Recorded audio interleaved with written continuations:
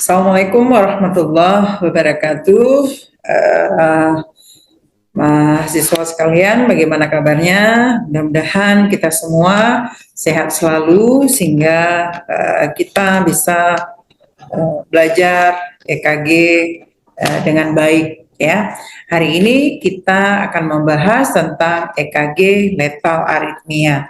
Jadi EKG letal aritmia ini adalah gambaran gelombang EKG yang bisa menyebabkan kematian. Ya, jadi 4 gambaran EKG pada kondisi emergensi.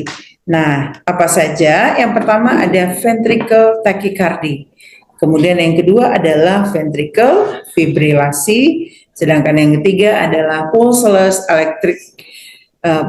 electric activity atau PA. Kemudian ada asystole. Ya, jadi kita akan bahas 4 item ini. Nah, untuk ventricle fibrilasi dia terjadi depolarisasi dan repolarisasi ventricle yang tidak sinkron, sehingga ventricle tidak dapat berkontraksi sebagai satu kesatuan dan tidak menghasilkan cardiac output. Ya, jadi kalau pasien terdapat gambaran ventricle fibrilasi, maka jantung hanya menggeletar, namun tidak mampu memompa darah sesuai dengan kebutuhan metabolisme tubuh. Nah, ini adalah gambaran dari ventricle fibrilasi. Nah, di gambaran ini kita tidak bisa mengidentifikasi gelombang P, tidak bisa mengidentifikasi QRS kompleks, ya.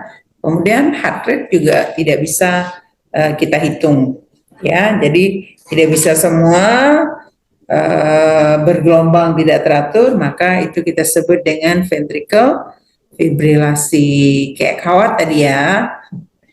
Kemudian yang kedua adalah ventricle tachycardia, ya. Kalau kita lihat ini kayak bentuk mata gergaji besar ataupun kayak bentuk M, bisa jadi kayak bentuk F, bisa.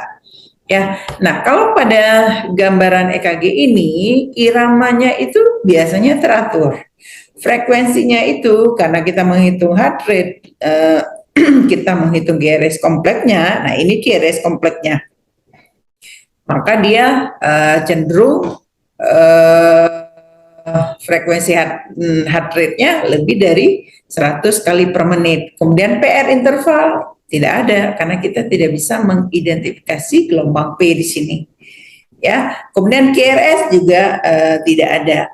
Ya, kemudian interpretasinya adalah takikardi ventricle. Kemudian pulseless electric activity atau PA. Nah, di mana pada PA ini impuls konduksi jantung dengan pola yang teratur, namun tidak menghasilkan kontraksi miokard. Nah, manifestasi klinisnya biasanya pasien pingsan, tidak memberi respon, sulit bernafas, kemudian ada apnu, tidak ada denyut yang dapat dideteksi dengan palpasi, kemudian tekanan darah yang sangat rendah masih mungkin terjadi pada kasus pseudo PA. Nah, ini adalah gambaran PA. Ya, coba diperhatikan dengan seksama. Kita harus mengingat 4 gambaran EKG ini. Ya, iramanya teratur, frekuensinya 20 sampai 40 kali per menit. Nah, di sini kita tidak bisa mengidentifikasi gelombang P.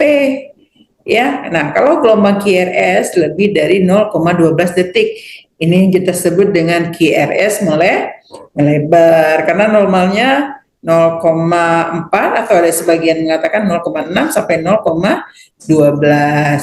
Nah, jadi ini gambaran ini dikatakan PEA bila nadi karotis tidak bisa diraba. Nah, ini adalah gambaran asistol, ya, garis lurus.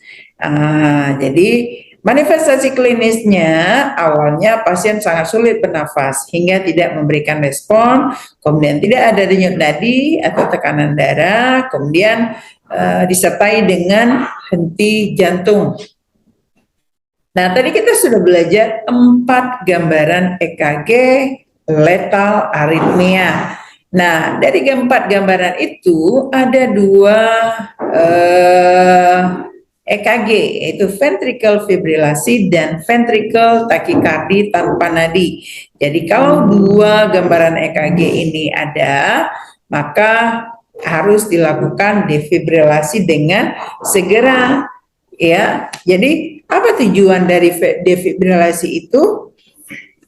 Yaitu untuk menyebabkan jantung berhenti secara singkat sehingga mengakhiri semua aktivitas listrik termasuk VFVT dan tanpa nadi. Maka yang harus dilakukan adalah defibrilasi. Kemudian setelah defib kita lakukan CPR dan diberikan obat-obatan.